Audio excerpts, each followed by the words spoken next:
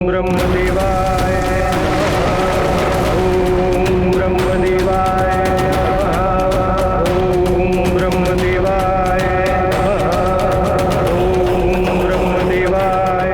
नेत्र खोलो विभीषण।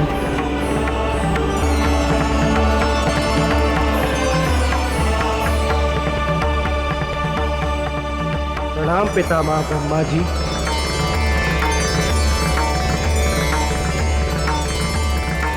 तुम्हारी तपस्या से मैं प्रसन्न हुआ। वरदान मांगो विभीषण। पितामह, माता ने तो कुछ और ही कहा था मांगने को, किंतु समझ में नहीं आ रहा वो मांगूं या कुछ और। मैं तुम्हारी दुविधा समझता हूं पुत्र। तुम्हारे निर्मल हृदय में भक्ति और श्रद्धा की एक ज्योति जल रही थी, जो तपस्या के प्रभाव से वही भक्ति की ज्योति तुम्हारे हृदय में सूर्य बनकर आलोकित हो रही है। और यह भी सत्य है कि जिसने हृदय की सुन ली उसी का कल्याण हुआ है। परम पितामह, आपने मेरी दुविधा को समाप्त कर दिया। मुझे भक्ति और श्रद्धा का ही वरदान दीजिए। मेरा मन सदैव प्रभु की भक्ति में रमा रहे।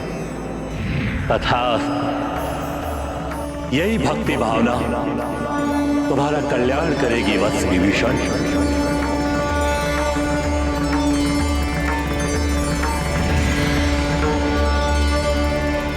शक्ति के स्थान पर तुमने भक्ति मांग ली थी विभीषण।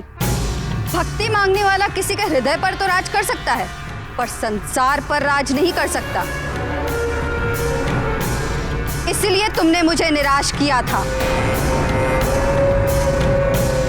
और तुम कुंभकर्ण, तुम तो विचित्र ही वर मांग बैठे। मैं क्या करता माते? उस कपटी इंद्र के कारण मैं भी चला गया। मैं तो उससे। माता, परमपिता ब्रह्मदेव तो कुंभकर्ण को वरदान देने गए, और वरदान में कुंभकर्ण स्वर्ग का सिंहासन मांगने वाला है। यदि स्वर्ग पर राक्षसों का शासन हो गया तो बड़ा अनर्थ हो जाएगा। आपका कथन सत्य है देवराज, किंतु आप मुझसे क्या चाहते हैं? माता सरस्वती, आप तो संसार के समस्त ज्ञान की अधिष्ठात्री देवी। ज्ञान के भंडार वेदों और शक्ति के भंडार मंत्रों का शुद्ध उच्चारण आपकी कृपा से ही होता है। माता, आप कुंभकर्ण के जिह्वा पर विराज कर कुछ ऐसा कीजिए कि वो इंद्रासन ना मांग सके। देवराज इंद्र, संसार के कल्याण के लिए यही करना उचित होगा। आप निश्चिंत रहिए।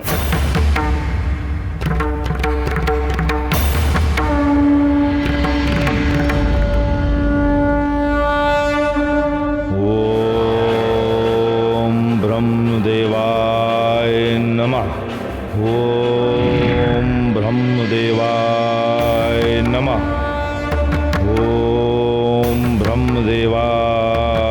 नमः। नेत्र खोलो वत्स। ब्रह्मदेव,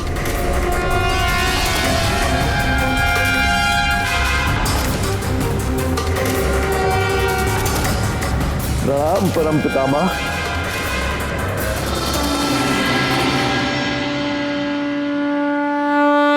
तुम्हारी तपस्या से मैं प्रसन्न हुआ। वर मांगो वत्स।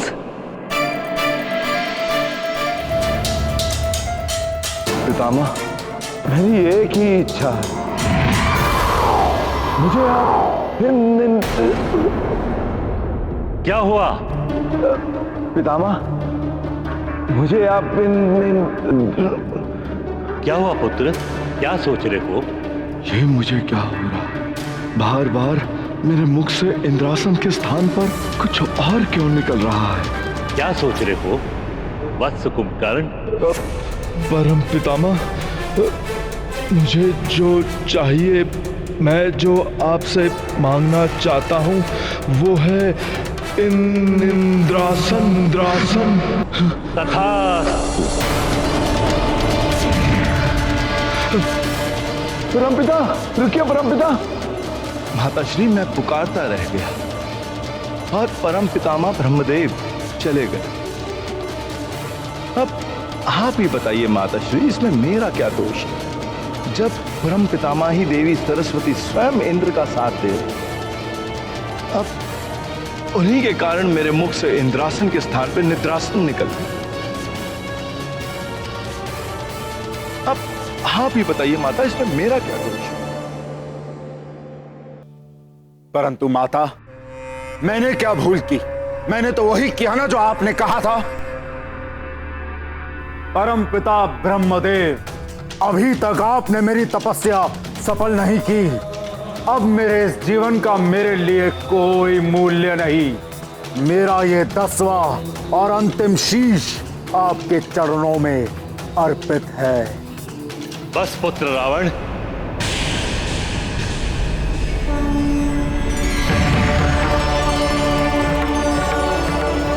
तुम्हारी तपस्या सफल हुई।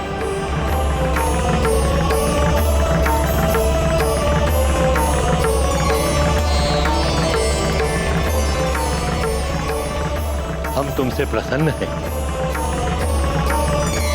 हम सर्वप्रथम तुम्हें तुम्हारे शीश पुनः प्रदान करते हैं।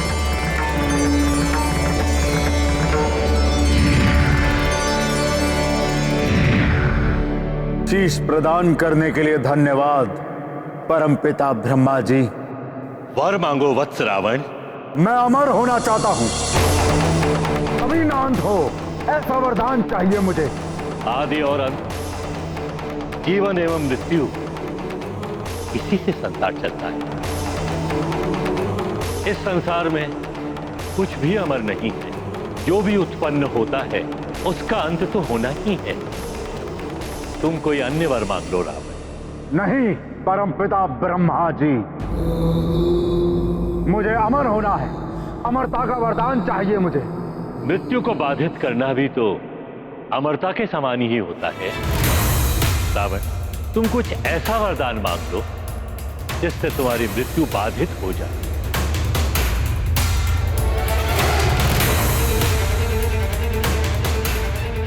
उचित कह रहे हैं आप।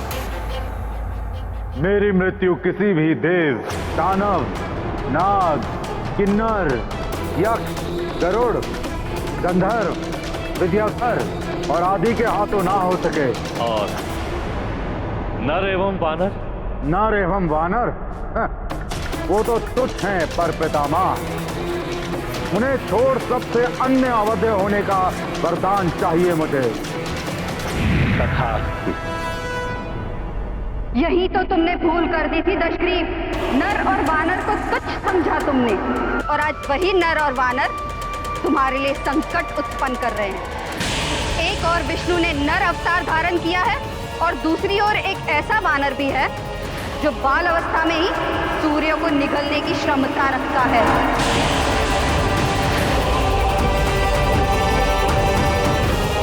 सूर्य तो स्वयं मेरा दास है माता। वो नाचता है मेरे एक संकेत पर। इतना ही नहीं, ये समस्त ग्रह मेरे अधीन है। और जहां तक उस वानर बालक की बात है, तो उसका प्रबंध मैं कर चुका हूं।